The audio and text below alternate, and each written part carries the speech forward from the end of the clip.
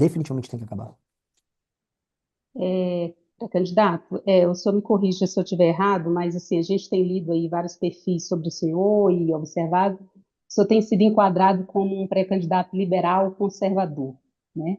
E tem uma crítica muito recorrente que o campo liberal tem uma dificuldade de traduzir as suas propostas em melhora concreta para aquela população mais pobre, né?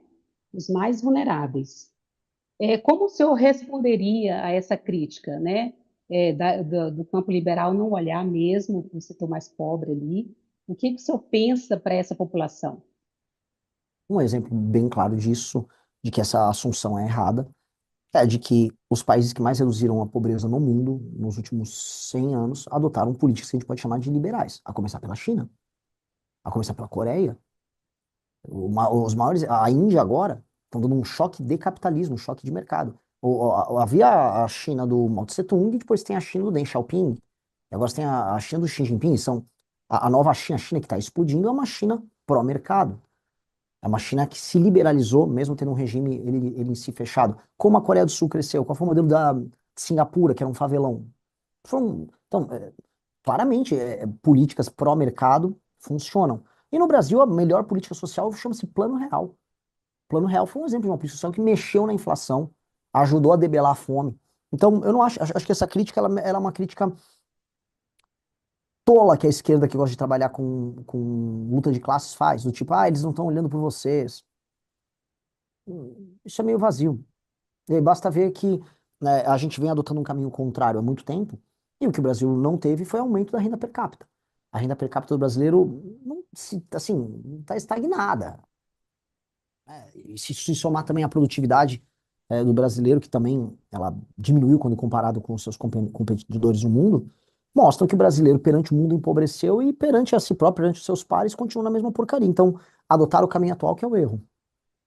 O senhor mexeria no Bolsa Família? Lógico, tem que mexer. Um país, Como? uma região Nordeste que tem 40% dos domicílios no Bolsa Família é claramente um lugar que está doente. Então a gente tem que partir do diagnóstico. Existe um modelo de incentivos na política brasileira em que o político é premiado se ele dá a coisa para a população. Eu não estou falando só do presidente, estou falando do deputado, do vereador, estou falando do prefeito. E não aumenta, não tem compromisso com o aumento da atividade econômica e tampouco com a consecução de políticas públicas que melhorem a formação daquele capital humano dessas cidades. Por exemplo, a educação nos lugares mais pobres vai muito mal, saneamento básico vai muito mal, infraestrutura péssimo, atividade econômica nula. Mas se você der um Bolsa Família e empregar alguém dessa família, dessa pessoa na prefeitura, você vai girando o ciclo, que é o ciclo que a gente está vivendo há muitos anos. E é um ciclo que pode até ter, o PT pode ter criado isso no primeiro mandato do Lula, mas quem turbinou agora foi o Centrão. E o Centrão transformou isso num modo político que é insustentável. Então, nós temos que tirar fraudes do Bolsa Família, assim como do BPC. E a segunda coisa é, nós temos que levar para os municípios que estão tomados pelo Bolsa Família, nós temos que levar frentes de trabalho para que, especialmente homens e mulheres, mulheres sem filho, em idade para trabalhar, elas possam participar de frente de trabalho nas mais diversas áreas. Algumas trabalham com cinturão verde, o governo fazia áreas de cinturão verde. Por exemplo, no Nordeste, não existe o famoso cinturão verde que produz o hortifruti, que atende os ceasas e os mercados da região. Lá, sei lá, em João Pessoa, na Paraíba, eles vão comprar frutas e hortaliças que vêm de São Paulo ou às vezes vêm de Anápolis. Vamos ter o seu governo, cinturão verde, trabalhando com o cenário, com as prefeituras, obras de recapeamento, obras urbanas, vamos chamar essa população para participar disso. Isso é necessário até para devolver a autoestima de pessoas que estão sem trabalhar há muito tempo. Tem lugares no Brasil que não tem atividade econômica. E o problema, a questão do Bolsa Família é uma questão muito complexa, porque você fala, não, tem que tirar, corta. Tá, mas se você corta isso num município em que não há atividade econômica, as pessoas vão morrer de fome porque não há atividade econômica nos municípios dela. Então, o foco nosso é exigir dos prefeitos, e aí a nossa lei de responsabilidade gerencial vai nessa linha, exigir dos prefeitos uma política muito clara de aumento de atividade econômica formal no município dele, e se ele não aumenta a atividade econômica no município dele, basicamente aumento de PIB, ele tem que ficar inelegível, porque esse é o principal indicador para medir que aquela cidade está se tornando viável, né? Se as pessoas não estão conseguindo sustentar, quer dizer que a cidade não é viável. É, e o governo federal atuar, e aí sim, em parceria com os municípios, para criar os meios para fazer essa transição. Agora, do jeito que está, não dá e não pode ser assim. Até porque existe uma questão de justiça. Alguém está pagando o Bolsa Família dessas pessoas. E, em geral, dado o modelo de carga tributária que nós temos, é outra pessoa pobre em outro lugar. Então, a pessoa que está no Bolsa Família, ela está sendo sustentada por um entregador aqui em São Paulo, ou em Brasília, ou em Salvador, ou um pequeno comerciante, ou uma mulher que é dona de casa, mas cozinha para fora e declara, e essa pessoa está pagando o Bolsa Família. Isso é essencialmente injusto. Isso é iminentemente injusto. Então, a gente tem que tirar o peso das costas de quem está trabalhando. Pré-candidato, o senhor já começou a falar um pouco na sua resposta, mas eu queria que o senhor me detalhasse, por favor, esse seu plano de lei de responsabilidade gerencial. Como é que ele vai funcionar na prática?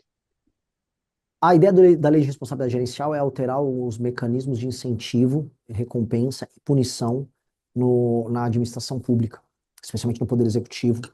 E isso é a verdadeira, eu acho, isso aqui é a verdadeira reforma política no Brasil. Então, o que que acontece? A maior parte dos municípios brasileiros são insustentáveis.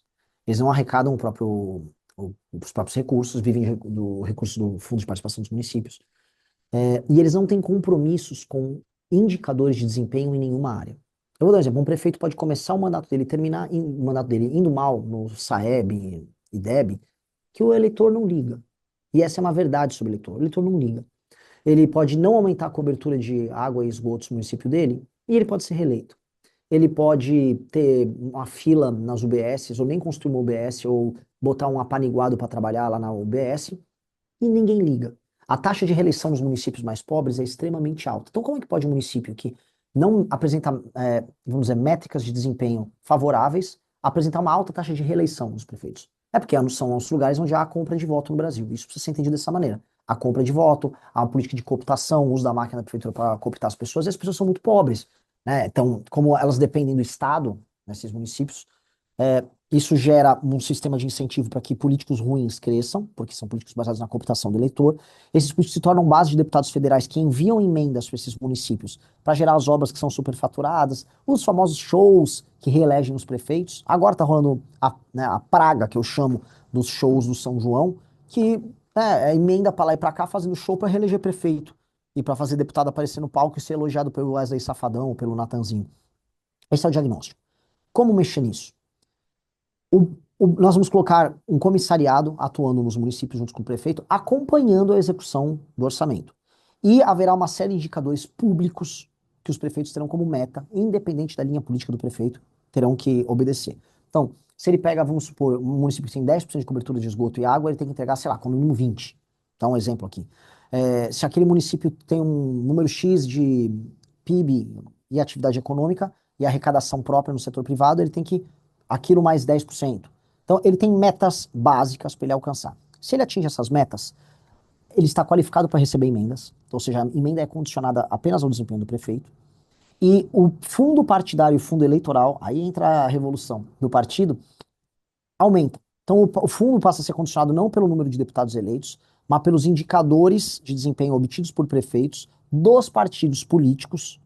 E aí você multiplica o número de municípios pelo número de pontos obtido pelo prefeito, ponderado pelo tamanho da cidade, e aí você tem o fundo partidário e o fundo eleitoral para os partidos. O critério passa a ser um critério de desempenho.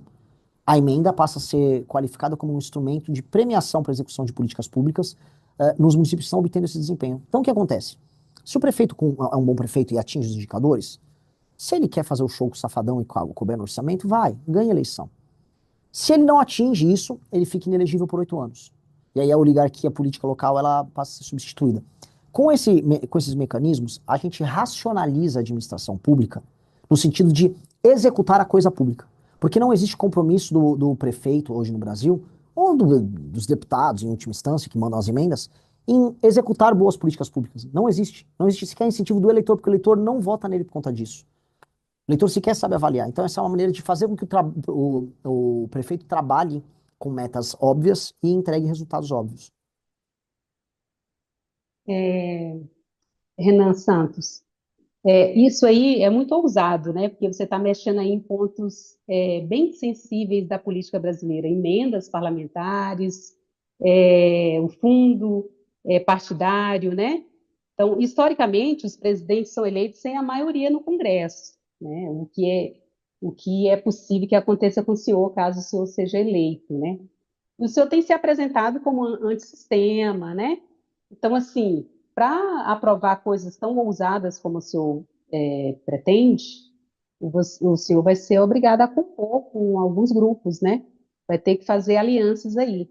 De que forma o senhor pretende trabalhar nessas articulações?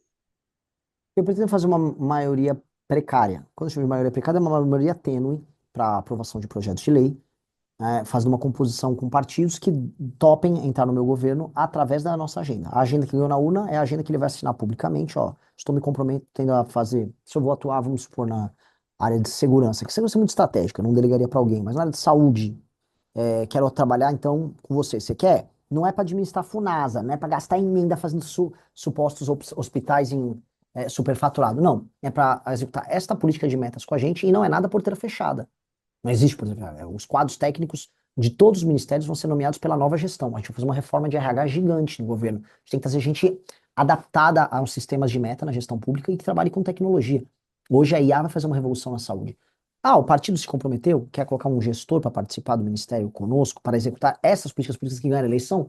Bem-vindo, bem-vindo. Então eu quero ter uma maioria tênue para fazer projetos de lei, e para PECs que serão necessárias, aí o governo federal tem que entrar por convencimento para formar a maioria geral. Agora, o modelo atual de cooptação não dá. Não dá e não será feito. Gostou? Então deixe o seu like e se inscreva para acompanhar mais cortes das felinas. O futuro é glorioso.